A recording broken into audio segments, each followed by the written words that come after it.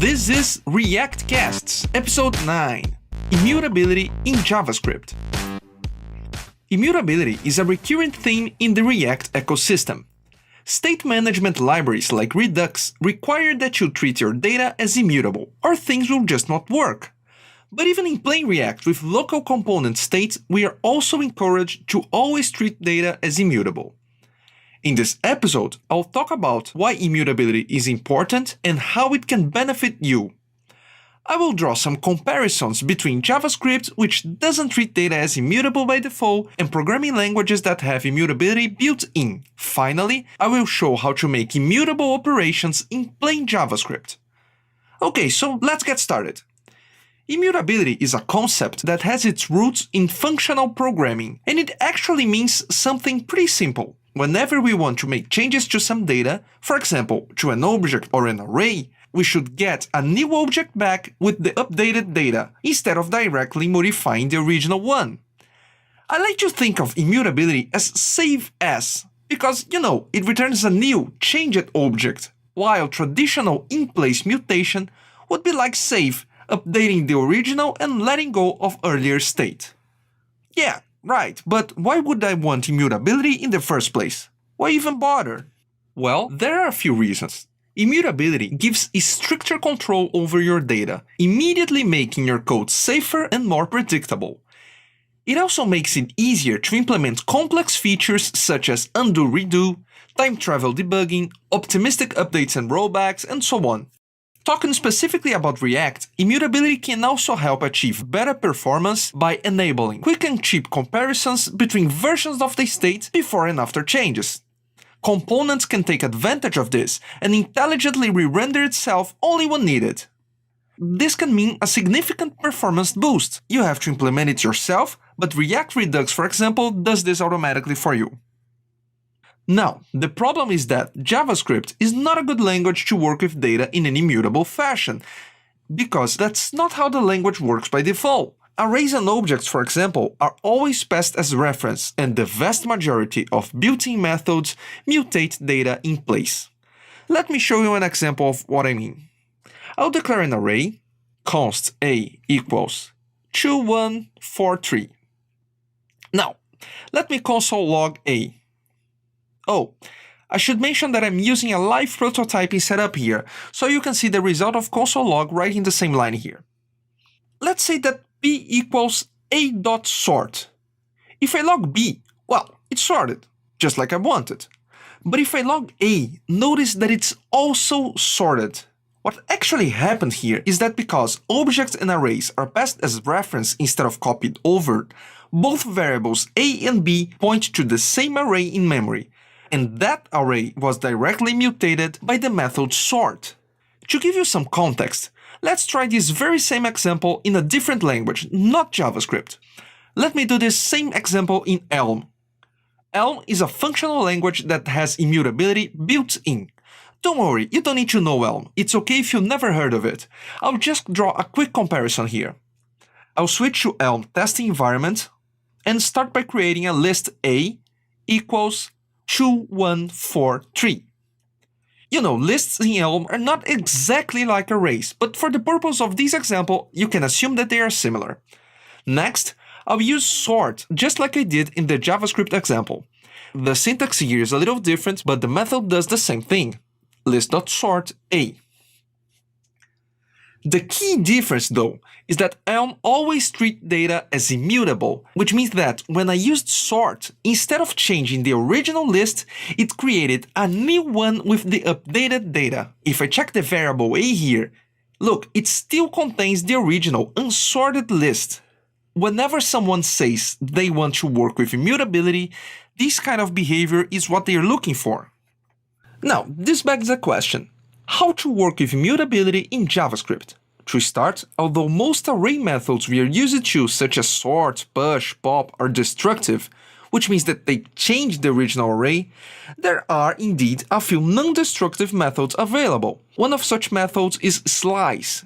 Slice returns a piece of a given array without modifying the original one. Let me show you an example. Const houses, Erin, Frey, Greyjoy, Stark, Lannister, Tyrell.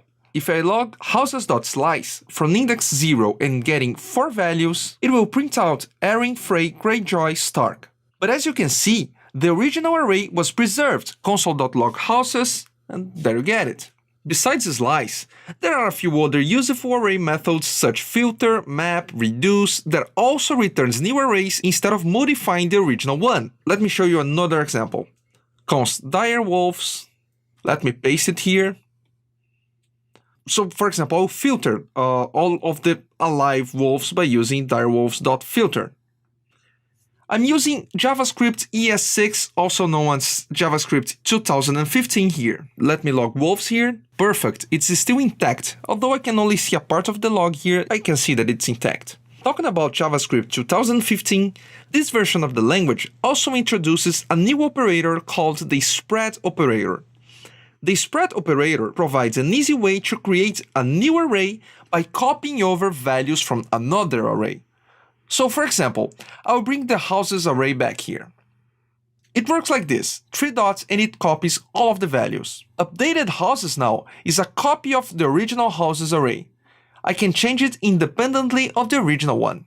That's already very cool, but the real power comes from combining the spread syntax to make different operations like adding and removing in a single pass. For example, if I do this, Targaryen, not only I'm copying all of the previous items, but I'm also adding a new one, all at once. The houses array wasn't changed, and I have a new updated houses array with the changed data. Easy, right? I can also combine the spread operator with array's slice method for more complex operations. For example, I can remove an item with a specific index from the array by using const indEpt, spread operator, houses.slice 0 to 4, and again, spread operator, houses.slice 5. Let me console log it. Great, except for the house Lannister, nobody pays their debts. I can even use the spread syntax to update items at a specific index. Const updated houses equals ... houses.slice 0 to 1, Frey of the Crossing, and spread syntax house.slice 2. So using the spread operator and non-destructive methods such as slice, filter, and map allows you to do pretty much all sorts of data operations in arrays in an immutable way. And what about manipulating JavaScript objects in an immutable way? Let's use the spread operator, right? Well, not so fast. Actually, JavaScript 2015 just defines spread syntax for usage with iterables such as arrays, but not for objects. The good news though is that there is a proposal for object spread syntax for the next version of the language, and you can use it right now with Babel. If you're using Create React App, then everything is already set up for you and it just works. If you're configuring Babel yourself, you can either use Babel's React App preset or the Transform Object REST Spread plugin. Look into the show notes for more details. I already have my Babel set up here, so let me just create an object to illustrate. Const state, an object, name Jon Snow, occupation Lord Commander, skills, and empty array, because, you know, Jon Snow knows nothing. Now, using the spread syntax, I will copy the original state object's keys and values, while at the same time changing the occupation value. New state, spread operator, state, and pass a new occupation value. Let me log both the state and new state. Great, the occupation has changed, and the old state, it is untouched. We are almost done, but take a deep breath because there is something you need to pay attention to. The spread operator makes shallow copies, which means it only goes one level deep while copying. The consequence is that if you have nested objects and arrays inside your object, these nested objects will not be copied over. Let me show you the problem.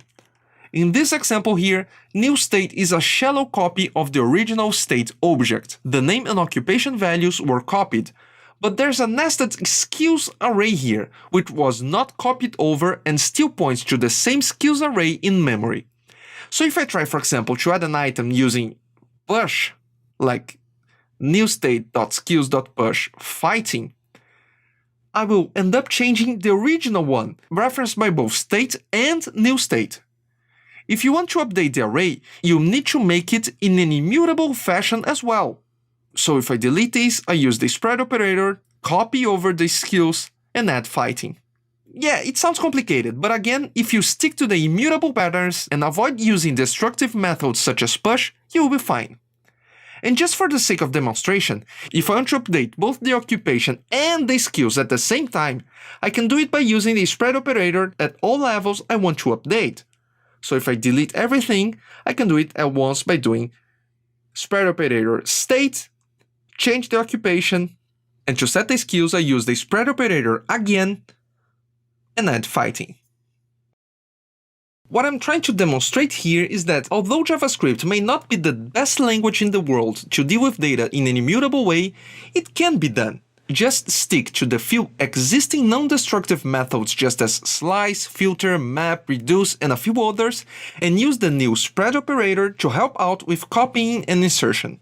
Now, there is an alternative to working with immutability in JavaScript that is getting more and more traction these days. Forgetting about objects and arrays altogether, letting go entirely of JavaScript built-in data structures in favor of custom, truly immutable data structures. There are quite a few libraries that provide such data structures, including Facebook's own Immutable.js, Mori, and others.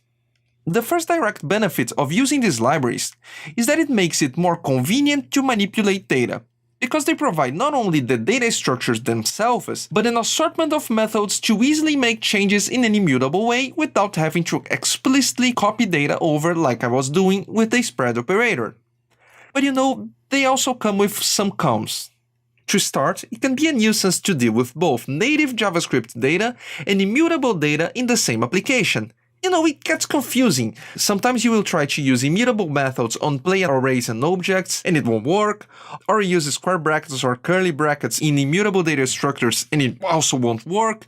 Not to mention the friction caused with other JavaScript libraries, because you can't simply pass an immutable map to, say, Lodash, for example.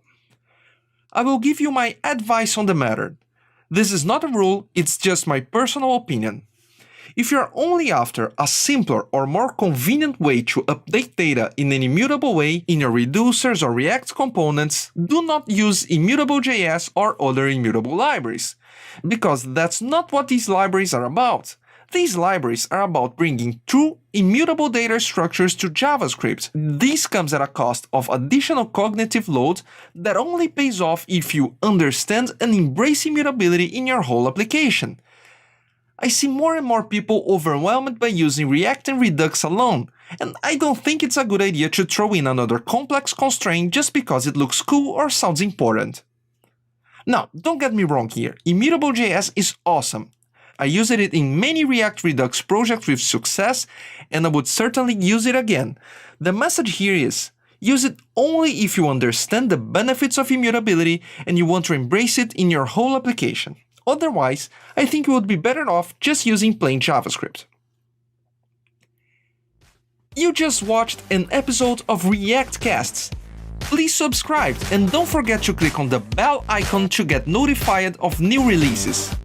This episode was sponsored by the Full Stack Academy of Code, the top-ranked coding bootcamp in the United States, with JavaScript programs in New York and Chicago as well as remotely. Learn more at fullstackacademy.com.